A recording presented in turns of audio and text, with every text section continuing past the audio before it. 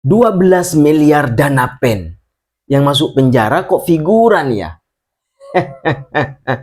Empat tersangka kasus dugaan korupsi dana pen Sampang akhirnya dilimpahkan ke Kejaksaan Sampang. Sekilas terdengar heroik, tapi tunggu dulu. Publik mulai mengernyit. Ini penegakan hukum atau sekedar drama panggung dengan pemeran lapis luar? Yang dijerat baru PPK, PPTK, broker, dan peminjam bendera CV. Ibarat film mahal, yang ditangkap malah kru lighting, sementara sutradara utama masih duduk nyaman di bangku penonton. Padahal dana pen 12 miliar bukan recehan warung kopi, tapi uang negara yang mestinya memulihkan ekonomi rakyat. Laporan ke KPK pertengahan 2025 lahir dari kekecewaan publik atas lambannya Polda Jatim. KPK datang, berkoordinasi. Hasilnya, ya ini, ada progres, tapi rasanya hambar. Koordinasi seperti sirine jauh di malam hari, terdengar tapi tak menyelamatkan. Pengamat menyentil keras, kalau KPK hanya mampu mendorong jeratan level teknis, untuk apa anggaran besar dan ekspektasi tinggi? Bahkan muncul desakan agar presiden ikut mengevaluasi. Pedas, tapi perlu. Publik Sampang jangan berhenti mengawasi. Jangan biarkan kasus besar ini jadi ladang barter. Bagaimana menurut Anda? Salam intelektual. Dana belum turun, dapur padam. SPPG Sampang angkat sendok putih. Program makan bergizi gratis digadang-gadang jadi penyelamat generasi, tapi di Sampang Madura, ambisi besar itu mulai tersedak di tenggorokan birokrasi. 7 SPPG mogok bukan karena malas masak, tapi karena panci kosong dan dana tak kunjung mampir. Dari 81 unit, kini tinggal 74 yang bertahan. Sisanya tumbang oleh skema talangi dulu, dibayar belakangan dari Badan Gizi Nasional. Ideal di atas kertas, brutal di lapangan. Pengelola diminta berlari dulu, baru boleh minum setelah garis akhir. Itu pun kalau laporannya lolos sistem pusat. 6 SPPG menyerah karena modal cekak. 1 lagi berhenti karena dapur bocor.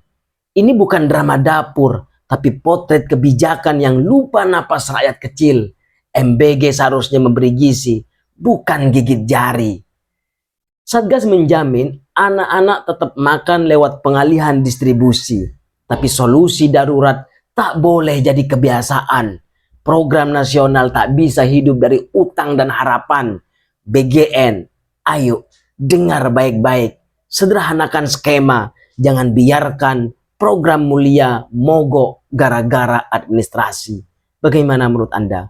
Salam intelektual.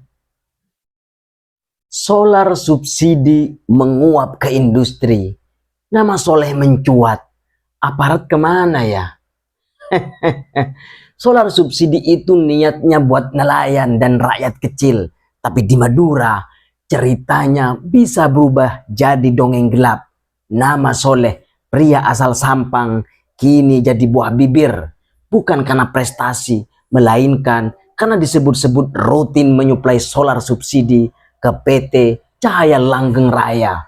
Di rumahnya di pesisir utara Madura, tandon 1000 liter berdiri gagah. Isinya katanya solar subsidi hasil berburu di SPBU Madura. Setiap hari katanya truk tangki 8.000 liter milik PT Cahaya Langgeng Raya datang menjemput. Bahkan kata aktivis, semalam bisa 2 kali. Solar rakyat disulap jadi bahan bakar industri, sulap tingkat tinggi tapi tanpa tepuk tangan. Yang bikin dahi berkerut, praktik serupa di Sumeneb bisa ditindak. Barang bukti nongkrong di Mapolres, tapi di Pasean, lapak tetap mengepul, truk tetap mondar-mandir. Aman atau diamankan? Sekarang bola panas ada di tangan aparat. Aparat, masihkah mau jadi penonton? Tahu tidak, Solar ini milik rakyat. Bagaimana menurut Anda? Salam intelektual. Maaf di ujung timeline, ketika konflik medsos ternyata tak sekedar ribut jempol. Siapa sangka satu unggahan bisa berujung permintaan maaf pejabat. Wakil Wali Kota Surabaya Armuji akhirnya menunduk meminta maaf kepada Ormas Madas. Bukan drama, justru ini bukti bahwa konflik medsos itu nyata dampaknya, bukan sekedar ribut di kolom komentar. Anggota Komisi A DPRD Surabaya menilai langkah Armuji sebagai sikap kenegarawanan. Pemimpin katanya tak boleh alergi pada kata hilaf. Mengakui salah itu bukan kalah, tapi dewasa. Namun di balik maaf itu tersimpan pelajaran pahit. Satu pernyataan tanpa verifikasi bisa mengoyak stabilitas sosial. Kasus Neni Elina jadi contoh. Isu grassroots yang belum diverifikasi ketika dilempar ke publik bisa menjelma menjadi bola api. DPRD mengingatkan, jangan main hakim medsos. RT, RW, tokoh masyarakat hingga camat itu bukan figuran. Mereka adalah kunci fakta. Kini maaf sudah diucapkan, tinggal pilihan publik, memeluk atau memperpanjang gaduh. Saatnya berhenti membakar lini massa, mulai membangun solusi. Bagaimana menurut Anda? Salam intelektual. Paripurna sepi, kursi kosong berisik. Tahun baru, semangat baru katanya. Tapi di ruang paripurna DPRD Sampang 2026 justru dibuka dengan pemandangan lama. Kursi kosong berjajar rapi, sepi tapi nyaring menyindir. Dari 45 wakil rakyat, hanya 25 yang hadir. Sisanya entah terjebak macet nurani atau tersesat di kalender pribadi. Hampir separuh absen. Parah, lebih dari itu, memalukan. Rapat paripurna perdana ini bukan agenda receh, pengambilan sumpah PAW, simbol tanggung jawab dan keberlanjutan mandat rakyat. Tapi absensi justru jadi headline.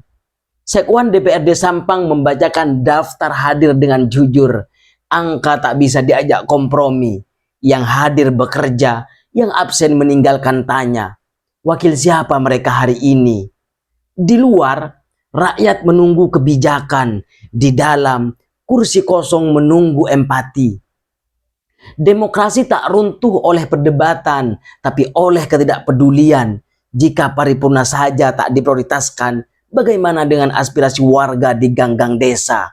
Sudah saatnya publik menagih, bukan janji kampanye, tapi kehadiran dan etika.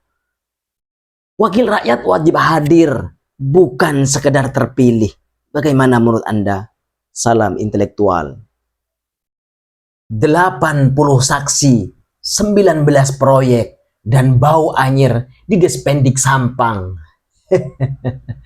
Kasus korupsi 19 proyek DAK Dau di Despendik Sampang makin panas. Kejari Sampang tak sekedar memanaskan mesin, mereka sudah menggeledah, menyisir, dan memanggil 80 saksi. Angka yang bukan main.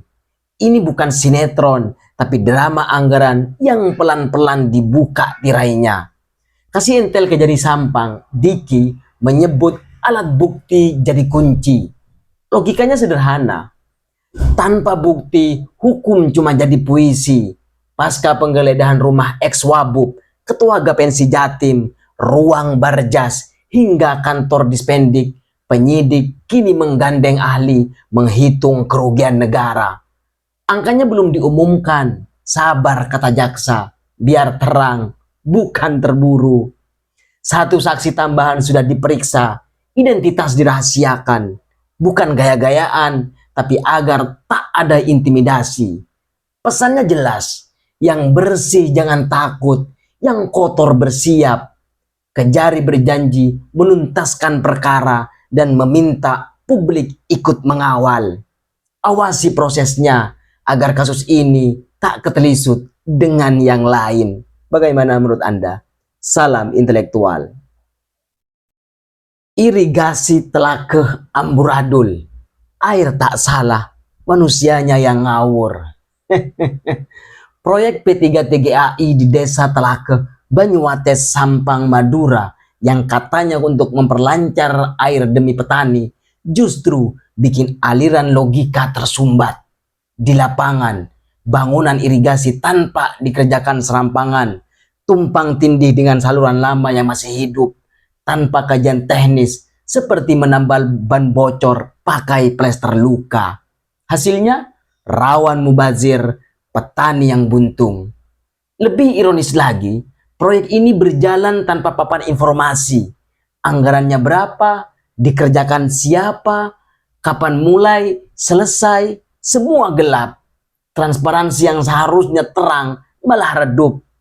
LPKMA Sampang turun tangan setelah menerima keluhan warga. Ketua LPKMA Musafa Hidayah menegaskan kualitas kerja patut dipertanyakan dan pengawasan terkesan absen. Warga berharap irigasi itu awet dan fungsional, bukan bangunan cantik sesaat. PJ Kades Telakeh bahkan menyebut tak ada koordinasi dan izin kegiatan. Jika benar, ini bukan sekedar lalai, tapi ini alarm. Petani butuh air mengalir, bukan alasan yang berderet. Bagaimana menurut Anda? Salam intelektual.